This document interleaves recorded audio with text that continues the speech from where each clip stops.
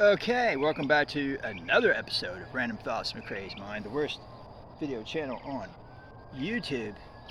And today we're going to be finishing up my story of how I used minimalism to retire by age 40. When I last left off, I had gone back to school to become a teacher and gotten a job as a teacher making $17,000 a year, and had gotten interested in the stock market. And I was going to invest $1,000 in the stock market, which I subsequently did. And I lived in a small town, but in this small town, CNBC was on part of the cable package, which in most small towns it probably wouldn't have been. It wasn't in my parents' small town. So that was very fortuitous. And so I wound up watching CNBC every day when I got home from school. I would watch CNBC for a couple hours, 3 hours. And then during the summer, I would watch CNBC for hours at a time, just learning about stock market, PE multiples, all this stuff. I just was really interested in the stock market. Now, I didn't have any money, so it didn't do me any good, but I was just interested in it. I started reading about it, and so I became really smart about investing very quickly. And that never really did me any good. I mean, I know a lot of stuff, but actually executing on that type of knowledge is not really that easy to do. But anyway, it did go along with my interest in saving money and interest in kind of living a minimalist lifestyle, which I didn't really have any choice. I had to live a minimalist lifestyle whether I wanted to or not, pretty much. But anyway, it turns out that I was not a very good teacher. I got into teaching for money, and I didn't make much money, and so I hated teaching. After 6 weeks of teaching, I thought, this is not going to work. I got to get out of this. But it took me a couple of years before, I could get myself in a position again to where I could make a move.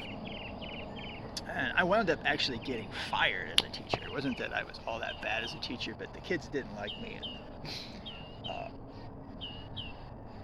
and I didn't like the kids, so I wound up being invited to leave. And that was the best thing that ever happened to me, because I never would have probably gotten out of teaching if that hadn't happened. And so, I mean, I was 27 years old. I was having like pain down my arm. I had pains in my arm for years after that, just because of the stress. I had nightmares about classes. I still occasionally get a nightmare about classes. So that was really a horrible experience, and really the worst 5 years of my life, going back to school. But it did still set me on the course of retiring by age 40, quite serendipitously. I'm not sure it was worth it, but things did wind up working out. So anyway, I get fired from that job. Now, I can't really get another job as a teacher. I could have gotten one, but when I really had to hustle at it.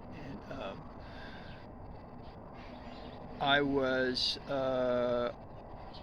still pretty much an idiot, so I wasn't really doing a very good job of applying for jobs and knowing when to start it. Like, I didn't really apply at the right time, so I just did things all the wrong way. But that was good. So, because it did work out. So I wound up having to move in with my parents at the age of 31 years old. I was living at home with my parents. And as I said, I hadn't made any money. I had gone back to school for 2 years. So at this point, I had made less than minimum wage at age 31. And I was sitting at home in my parents' house, 31 years old, had made less than minimum wage, couldn't get a job to save my life. And I could not see a future. I just didn't see a future. I didn't know how I was going to get out of this hole that I was in.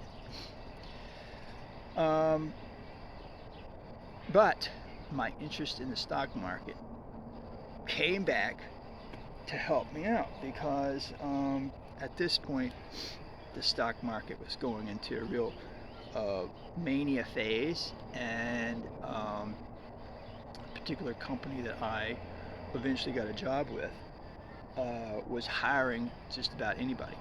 And I was applying for jobs in Dallas Fort Worth, but I live 200 miles away in a smaller town, but so they weren't calling me. I mean, I probably would, if I'd moved to Dallas Fort Worth, I probably would have gotten a job pretty easily, but because I was applying for jobs 200 miles away, they thought that I wouldn't want to work in Dallas Fort Worth for some reason.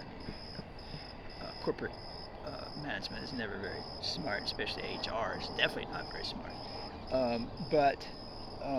So I wasn't getting any response. But this particular company that I got hired on with, they were really desperate for workers. So, and the the recruiter, had actually lived in the town that I was located in, and had also hired a person from there that they were really happy with. So that really gave me an in, and so I got interviewed and I got the job. And because the stock market was going completely bananas for the next 10 years, pretty much. But we did have the downturn in 2000, but I managed to survive that. I really thought I would work there for 2 years and get laid off. That was my expectation, because I had a job for 2 years as a sports writer. I quit it. I had a job for 2 years as a teacher. I quit it, and then I figured I'm going to work here about 2 years and get laid off when the stock market goes